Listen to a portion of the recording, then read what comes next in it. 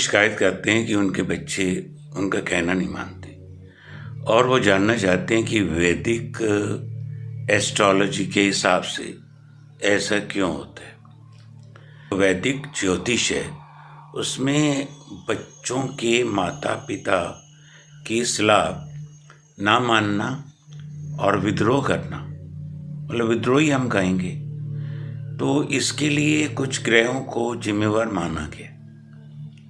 तो वो ग्रह कौन से हैं अभी हम डिस्कस करते हैं उनको।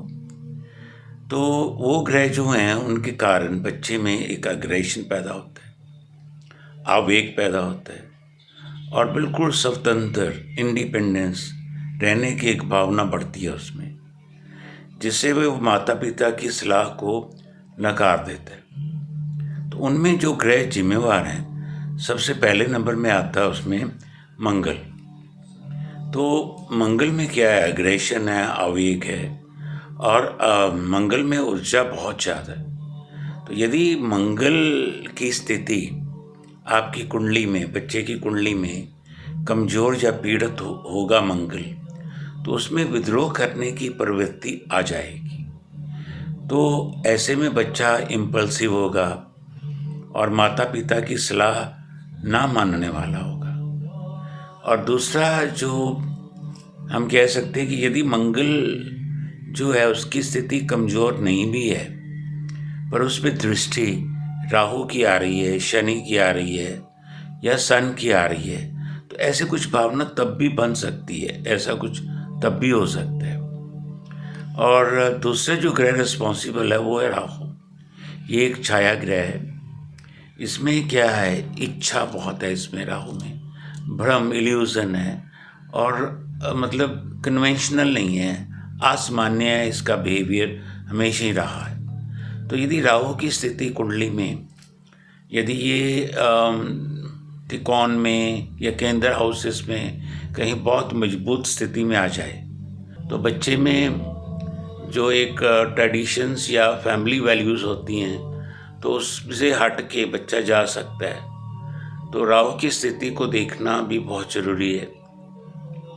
और राहु की स्थिति में बच्चे में स्वतंत्र रहने की भावना बहुत ज़्यादा बढ़ जाएगी। और जो शनि है, शनि के अनुशासन है और कार्मिक रिजल्ट्स देता है। और यदि शनि का वैल्यू कुंडली में कमज़ोर हुई, तो या उसकी दृष्टि हुई मंगल पे, तो या उसकी दृष्टि हुई राहु पे, तो बच्चे में माता पिता के साथ तनावपूर्ण रिश्ते पैदा हो सकते हैं और बच्चा विद्रोह कर सकता है और उसमें अनुशासन की कमी रहेगी। तो ये शनि को भी देखना पड़ेगा कि शनि की क्या कंजक्शन, कि शनि की युति है मंगल के साथ कि नहीं। तो तीसरा ग्रह आता है फिर उससे आगे, मंगल के बाद मंगल हो गया, राहु हो गया, शनि हो गया, फिर आते हैं हम सन पे, सूर्य। सूर्य पिता और जो आपके अथॉरिटीज़ है उनको रिप्रेजेंट करता है सन। और यदि सन कमज़ोर होगा तो बच्चा पिता के साथ उसके रिलेशंस कोई बहुत ज़्यादा कंफर्टेबल नहीं रहेंगे।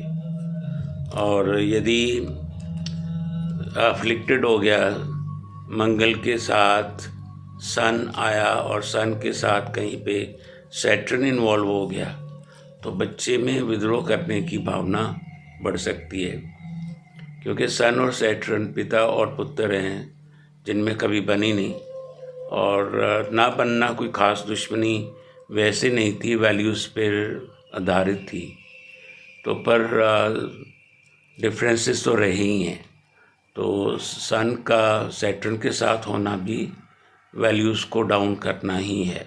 बच्चे में पिता के साथ रिलेशन ज़्यादा अच्छे नहीं हो सकते। अब है कि हम इनकी रेमेडीज़ क्या है। अब आते हैं रेमेडीज़ में। यदि आप चाहते हो कि बच्चे के कंफर्टेबल रिलेशन बने रहें पेरेंट्स के साथ, तो मून को बहुत स्ट्रॉन्ग करना पड़ेगा ही। तो मून के लिए दूध में आप केसर मिलाकर, हल्का सा केसर, ज़्यादा नहीं, एक जस्ट टच ही देना है, केसर मिलाकर बच्चों को पिलाओ, वो भी डॉक्टर की सलाह से। तो बच्चे को बहुत अच्छा संगीत सुनने को दो। और कुछ मंगल के उपाय हो सकते हैं कि बच्चे को खूब खेल कूद और जो शारीरिक गतिविधियाँ हैं उनमें हिस्सा लेने के लिए उसको प्रमोट करो। और राहु के लिए है कि कुत्तों को खाना खिलाना, उससे राहु का प्रभाव शांत हो जाता है। और शनि के लिए है कि गरीब लोगों को खाना खिलाओ। तो सूर्य के लिए है कि आप सूर्य देवता को सुबह पहली किरण पे प्रणाम करो। तो गायत्री मंत्र भी आप पढ़ सकते हो, बच्चे को आप प्रमोट कर सकते हो कि वो गायत्री मंत्र का जाप जरूर करे, तो उसे डेफिनेटली अच्छे रिजल्ट्स मिलेंगे। Thank you.